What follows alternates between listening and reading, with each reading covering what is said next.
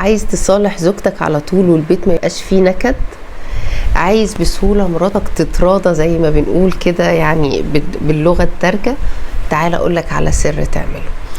المرأة في جسمها في الجلد حوالي 30 مليون خلية.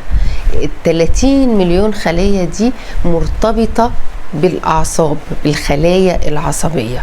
فلما بتبقى متضايقة أو زعلانة أو مضغوطة، الخلايا دي اللي هي طبعا عدد مهول بتأثر على الخلايا العصبية، علشان كده بيبقى زعلها صعب شوية، زي برضو مع عاطفتها بتبقى جياشة قوي، علشان برضو الارتباط بالخلايا العصبية دي.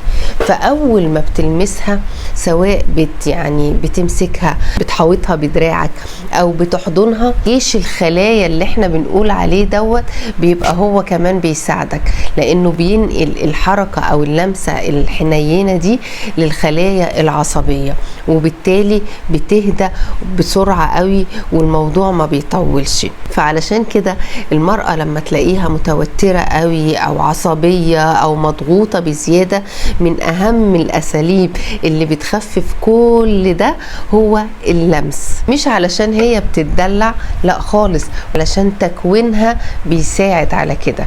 النصيحة دي مش بس للزوج، النصيحة دي للأب والأخ، المرأة أو السيدات أو البنات.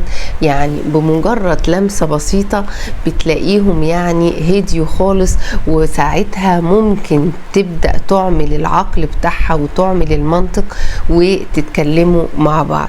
ده طبعا لو عايز تعيش في سلام كده وتبقى يعني ايه حياتك سهلة بسيطة.